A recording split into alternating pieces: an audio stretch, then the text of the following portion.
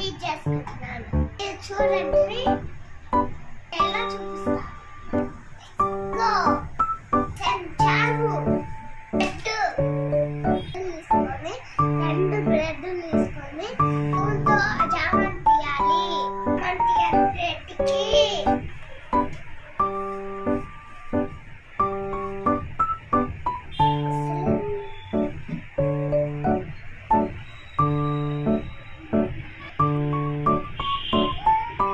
చేయాలి. స్పూన్తో ప్లేట్ చేయాలి. దీని మీద పెట్టాలి. రెడీ. చాలా టేస్ట్ చేద్దాం. మనం ఇప్పుడు టేస్ట్ చేద్దాం.